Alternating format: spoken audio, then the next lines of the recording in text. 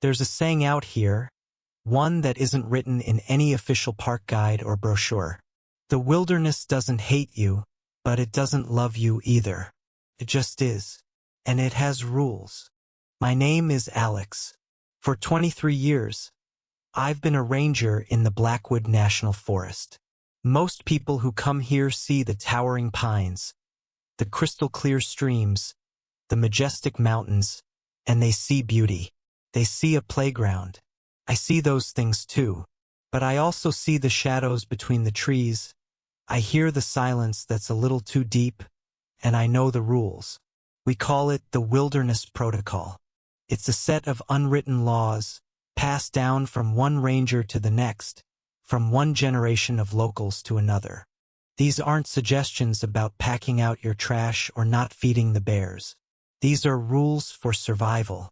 Rules that, if broken, have consequences that you won't read about in any newspaper. Most people listen. They see the conviction in my eyes. They feel the weight of my words. And they understand that I'm not trying to spoil their fun. I'm trying to keep them alive. But a few weeks ago, a new group arrived. They were different, and they didn't listen. They laughed. This is the story of what happened at Campsite 7, Creek's Bend. I'm telling you this not to frighten you, but to warn you, so that if you ever find yourself in a place like Blackwood, you'll remember. You'll understand that some rules aren't made to be broken. It was a Thursday afternoon, late summer. The air was warm, but it carried the first hint of autumn's chill, a crispness that always put me on edge. That's when things in Blackwood start to change. The forest begins to hold its breath before the long sleep of winter. I was finishing my patrol checklist in the station when I heard them. A monstrous diesel truck, glossy black and far too clean for a real camping trip, came roaring down the gravel access road. The music was so loud I could feel the bass vibrating through the floorboards of my station. It was the kind of entrance that announced, "We are here, and we are in charge." The wilderness, however, doesn't care about the size of your truck. 4 of them piled out. They looked like they'd stepped out of a catalog for expensive outdoor gear. Everything was brand new, from their hiking boots that had never touched real dirt to their brightly colored, high-tech tents that were still stiff with factory creases. There was the leader. I'll call him Chad. Tall, confident, with a smile that never quite reached his eyes. He was the one who had booked the site online, the one whose credit card was on file. With him was his girlfriend, Jessica Quiet, and seemed more interested in getting the perfect Instagram photo of the sunset than in actually being in nature. Then there was Mike, the court jester, always ready with a joke, always looking for a laugh. And finally there was Sarah. She was the quietest of the 4, her eyes constantly scanning the tree line, a flicker of what looked like genuine apprehension in her gaze. She was the only one who seemed to feel the presence of the woods around her. I gave them an hour to get settled. Let them wrestle with their newfangled tents and argue about where to put the cooler. Then, as the sun began to dip below the ridge, casting long, skeletal shadows across the valley, I drove my old Park Service Jeep down to their site. This was the part of my job I dreaded and valued the most, delivering the protocol. Campsite 7, Creek's Bend, is one of our most beautiful and most remote sites. It's nestled in a small clearing with a gentle stream, the titular creek, gurgling along one side. It's picturesque. It's also the place with the most history. When I pulled up, they were already trying to start a fire. Chad was barking orders. Mike was making a mess with lighter fluid, and Jessica was filming it all on her phone. Sarah was sitting on a log watching the woods. She saw me first. "Evening," I said, stepping out of the Jeep. My voice was calm, steady, the voice of authority. "Everything's setting up, all right?" Chad turned, wiping his hands on his designer cargo pants. "Just fine, Ranger. Got it all under control." He clapped Mike on the back. Just teaching this city boy how to build a real fire. Glad to hear it, I said, my eyes doing a slow sweep of their camp. I just need to go over a few of the specific rules for this particular campsite. It won't take a minute. Chad exchanged an amused look with Mike. All right, lay it on us. Don't litter, don't start a forest fire, don't poke the bears with a stick. We got the memo. I didn't smile. This was the moment of truth. The rules for Creek's Bend are a little different, I said, my voice dropping slightly. I looked each of them in the eye, lingering for a moment on Sarah, who was now listening intently. Rule number 1, I began. Your fire. Keep it strong, but you must extinguish it completely by midnight. Not a single ember left glowing. No exceptions. Mike snorted. What's the matter? Forrest got a curfew. I ignored him. Rule number 2. After dark, you do not whistle. Not a tune, not a call for your friends. No whistling. The birds are silent at night, and so should you be. Jessica lowered her phone, a confused frown on her face. That's weird. Rule number 3, I continued, my gaze fixed on Chad. You'll see I left a provisions box on the picnic table. I've stocked it with an extra first aid kit and a radio. There is also a can of peaches in there. You can eat anything else you've brought, use anything in the kit. But that can of peaches must be left on the table, unopened, when you go to sleep tonight. This time all 3 of them laughed. Not a small chuckle, but a full, condescending laugh. A can of peaches? Chad said, shaking his head in disbelief. What is this, an offering to the squirrel gods? It's the rule, I said, my voice flat. And finally, rule number 4, the most important one. If you are out in the dark, and you hear something call your name from the trees, you do not answer. You do not acknowledge it.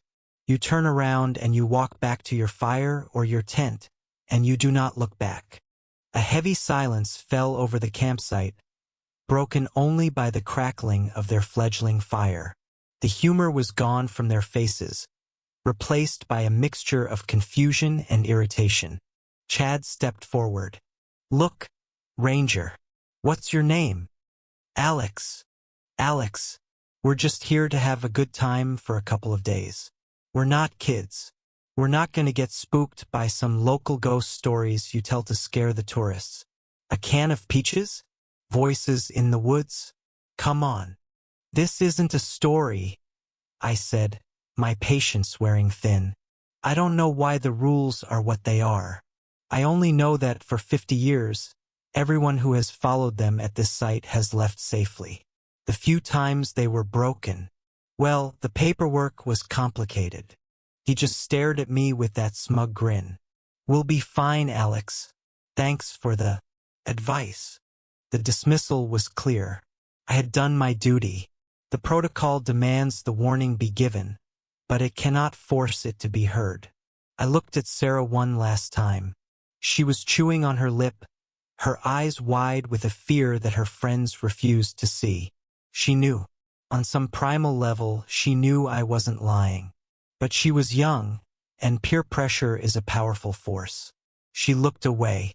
As I got back in my Jeep, I heard Mike say, in a high-pitched, mocking whisper, "Oh, Chad, don't answer if the trees call your name." And the sound of their laughter followed me up the gravel road, swallowed by the encroaching darkness. I knew then, with a cold certainty that settled deep in my gut, that they weren't going to follow a single rule. Back in my station, I couldn't settle. I tried to do paperwork, clean my gear, listen to the weather report on the radio. But my attention kept drifting to the window that faced the direction of Creek's Bend. It was miles away, through dense forest, but in my mind, I could see it as clear as day. The protocol for the ranger on duty is simple. Once the warning is given, you do not interfere unless called upon. The wilderness has its own jurisdiction at night. Intervening, especially when the rules are being broken, is like jumping into a churning river to save a man who is actively trying to drown himself. You'll only be pulled under with him. Midnight came and went. From my station's porch, with a pair of powerful binoculars, I could just make out the faintest orange glow against the distant ridge. Their fire was still going. Rule number 1, broken. I felt a knot tighten in my stomach. They were inviting something into their circle of light, something that waited for the darkness to be complete. A little while later, maybe around 1 a.m., a faint sound drifted on the wind. It was distorted by the distance, but unmistakable. It was a whistle, a jaunty, careless tune. Mike, no doubt, proving a point to his friends. Rule number 2, shattered. I went inside and shut the door. There was nothing more I could do. I sat in my chair, the radio crackling softly beside me, and I waited for the sun to rise. It was one of the longest nights of my life. I kept thinking about Sarah's face. The next morning I made my rounds. I saved Creek's Bend for last. Part of me didn't want to see what I might find. But as I pulled up, everything looked normal. They were awake, bleary-eyed and hungover, making coffee. The campsite was a mess of empty beer cans and food wrappers. But they were all there. All 4 of them. Chad saw me and waved with an exaggerated, mocking gesture. "Morning, Alex. Survived the night. No spooky ghosts, I'm afraid. The night isn't over until you've left the park," I said, my voice grim. My eyes fell to the picnic table. The provisions box was open. The can of peaches was gone. I scanned the trash. I found it near the fire pit, empty, its lid jaggedly torn back. Someone had eaten the peaches. Rule number 3 violated. The offering had not been made. It had been stolen. This was worse than the fire or the whistling. This was an act of disrespect. An insult. "Did you enjoy the peaches?" I asked, my voice dangerously quiet. Jessica looked up from her phone. "Oh yeah, they were great. Mike was starving last night." Mike gave me a thumbs up, his mouth full of granola bar. I took a deep breath. "I'm going to say this one last time. Pack your things and leave. Now, I will refund your fee. Just go." Chad stepped right up to me, his smile gone, replaced by irritation. "You know what, buddy? I've had enough of your crap. We paid to be here. We're not going anywhere. So why don't you get in your little truck and go police some squirrels? We're fine." I looked past him at Sarah. She was staring at the tree line again, rubbing her arms as if she were cold, despite the morning sun. Our eyes met for a second. I saw a silent plea in them, but she said nothing. She didn't have the courage to speak up against him. I had given them their final chance. The protocol was clear. A final warning can be offered, but a final refusal must be respected. I nodded slowly. "All right, have a good day." As I drove away, I looked in my rearview mirror. Chad was laughing, telling the story of the crazy ranger to his friends. Mike and Jessica were laughing with him. Sarah wasn't. She was still staring into the deep, dark woods. She looked like she had just heard her own eulogy. The second night fell with a heavy, suffocating finality. The air grew still. The usual night sounds of the forest, the crickets, the call of a distant owl were absent. It was a dead silence, a waiting silence. This is what we call the stillness in the protocol. It's the sign that the rules have been broken and the consequences are coming. The forest itself is holding its breath, waiting for the verdict. I sat in my station, the door locked, the windows shuttered. I had the radio turned up, monitoring the park frequency, but the only sound was static. Felt like the static was listening to me. Around 10 p.m. it started. It wasn't a sound from outside. It was over the radio. A voice. "Help. anyone. It was weak, filled with static, but it was there. My hand shot to the transmit button. My training, my instinct as a ranger, screamed at me to respond. "This is Ranger Station 1. Please identify yourself. What is your location?" The static hissed. Then the voice came again, clearer this time. "Alex? Is that you, Alex?" My blood ran cold. It was my name. But the voice. It was a perfect imitation of the park superintendent, a man who lived 100 miles away.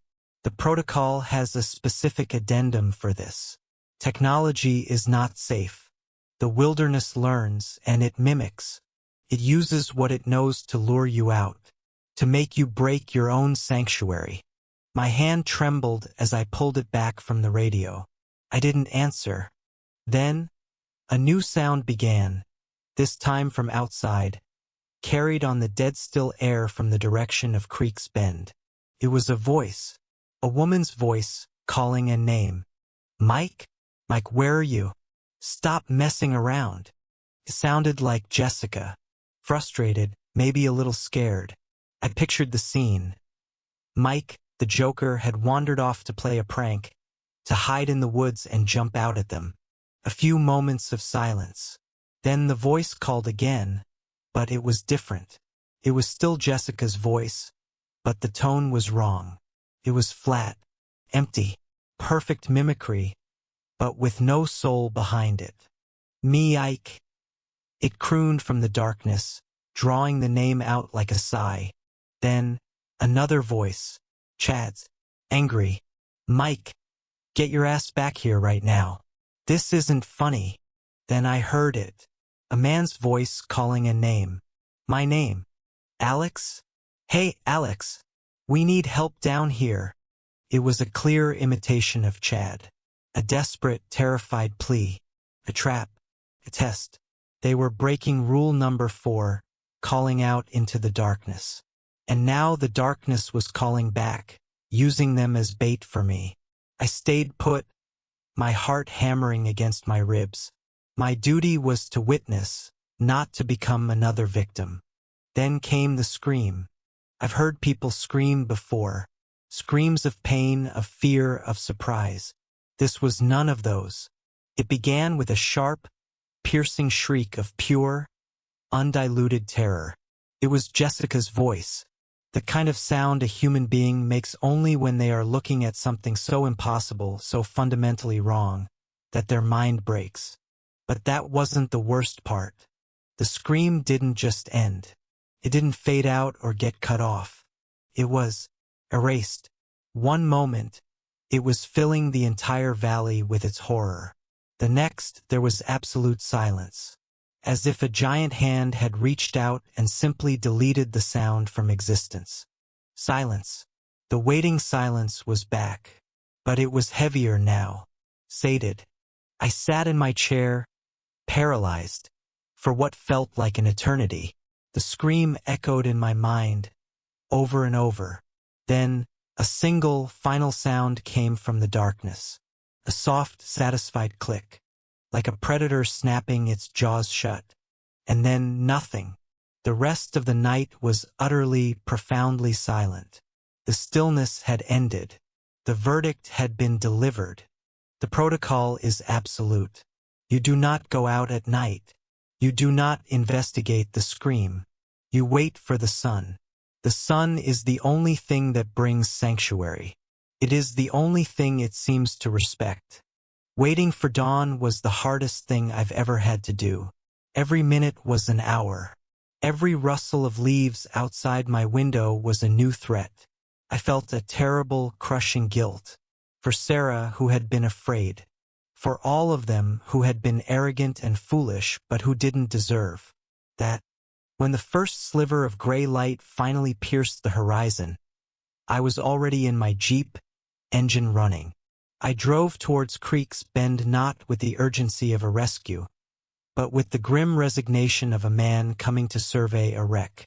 The scene at Campsite 7 was worse than anything I could have imagined, because there was almost nothing there. The big black truck was still parked where they'd left it, gleaming with morning dew. But the campsite itself was sterile.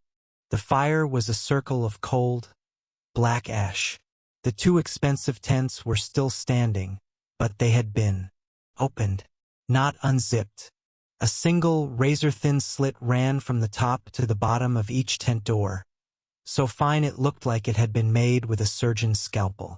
Their gear was scattered. A sleeping bag lay unrolled, as if someone had just vanished from it. An empty coffee mug sat on a log. The cooler was open, its contents untouched. There were no bodies. There was no blood. There were no signs of a struggle. There was no sign of anything. It was an absence, a void where 4 people had been just hours before. They had been erased from the world as cleanly as Jessica's scream had been erased from the air. I walked the perimeter, my feet crunching on the gravel. My eyes scanned every inch of the ground. Nothing. It was as if they had simply packed up and walked into the woods, leaving everything behind.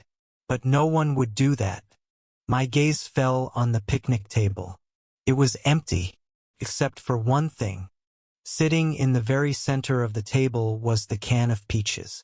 It was pristine, unopened. It was the same can I had put in the provisions box. But they had eaten the first one. Where had this one come from?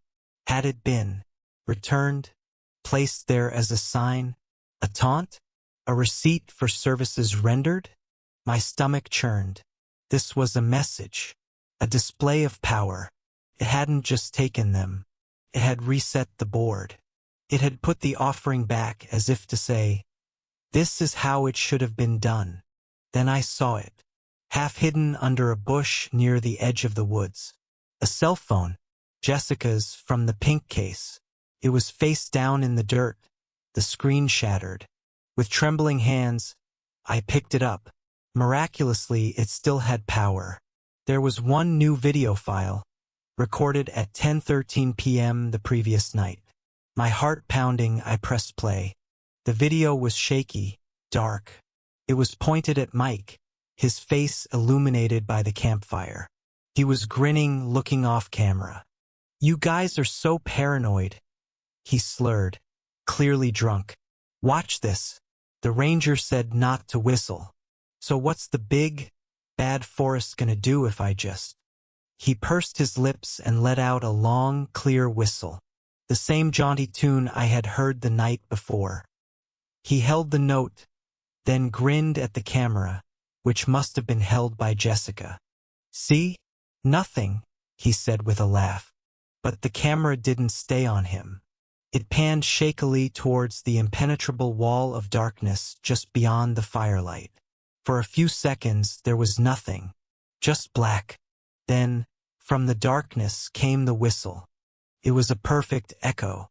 The exact same tune, the exact same notes, the exact same jaunty rhythm. But it wasn't human. It had a strange, hollow resonance to it, like wind blowing over the top of an empty bottle.